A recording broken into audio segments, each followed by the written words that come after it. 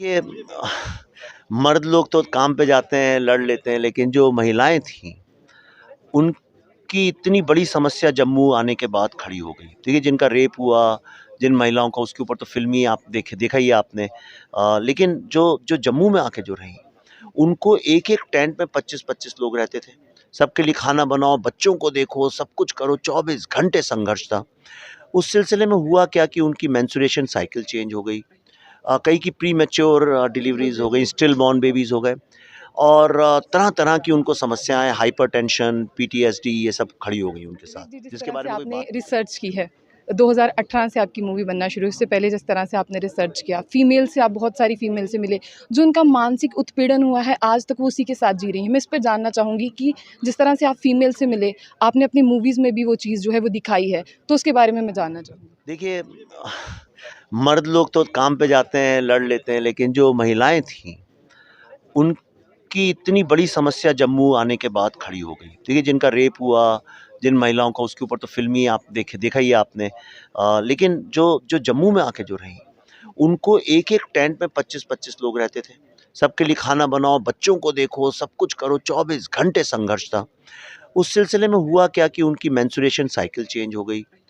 कई की pre mature deliveries हो गई, स्टिल बॉर्न बेबीज़ हो गए और तरह-तरह की उनको समस्याएँ, हाइपरटेंशन, पीटीएसडी ये सब खड़ी हो गई उनके साथ, जिसके बारे में कोई बात नहीं करता है।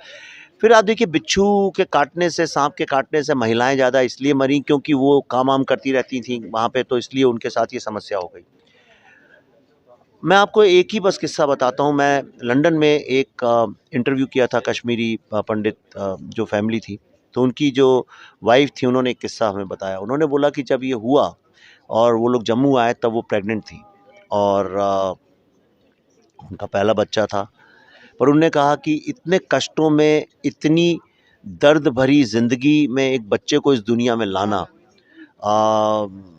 पुण्य का काम नहीं है और इसलिए उन्होंने उसका अबॉर्शन कराया और उन्होंने हमें ये बताया कि पिछले 32-30 साल से उनने और उनके पति ने कभी उस विषय में बात नहीं करी, उस दर्द को दिल में रख के रखा और पहली बार इस फ़िल्म के ज़रिए हमसे बात करने के बाद वो दर्द निकला, वो फूट-फूट के रो पड़ी और कहने लगी, जिस चीज़ के बारे में मैंने कभी बात नहीं की, अब मैं करूँगी क्योंकि वही असली हीलिंग है।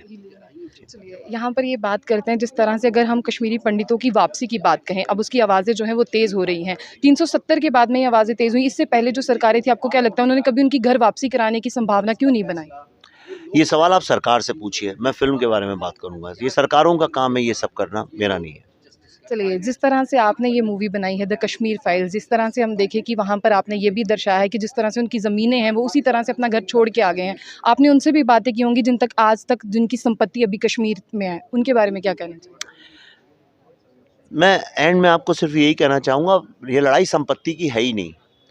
संपत्ति से कुछ नहीं होता। मेरा घर जैसे भोपाल में, वहाँ किसी ने कब्ज़ा कर लिया है। मैं जानता हूँ मैं वहाँ जाके कभी नहीं रहूँगा, लेकिन क्या मुझे जस्टिस मिलेगी? ये सवाल है जस्टिस का। ये सवाल है क्या एक डेमोक्रेसी में राइट टू जस्टिस है या नहीं है? ये सवाल सिर्फ़ इतना है।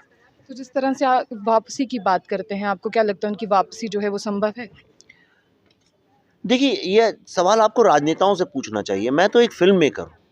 मेरा काम है उस जस्टिस की दिशा में एक अवेयरनेस क्रिएट करना, लोगों को एक मैसेज देना और वो काम मैंने किया है या नहीं किया है, ये लोग फ़िल्म देख के बता सकते हैं। इस तरह से आपने देखा कि इस मूवी के बारे में जो उनके डायरेक्टर थे उससे भी बात हुई और साफ तौर पर जिस तरह से अगर हम 370 की बात करते हैं यहाँ पर कि जिस तरह से 370 को हमारी जम्मू कश्मीर स्टेट से यूटी बना दिया गया, उसके बाद आपने देखा कि कश्मीरी पंडित विस्थापितों को बसाने की जो डिमांड है वो तेज़ होने लगी और उसी के साथ आज यहाँ पर जो है मूवी भी बनी है द कश्मीर फाइल्स कि 32 साल पहले जो है उनके साथ क्या हुआ था और किस तरह से वो एक ही रात में अपना घर छोड़कर आए।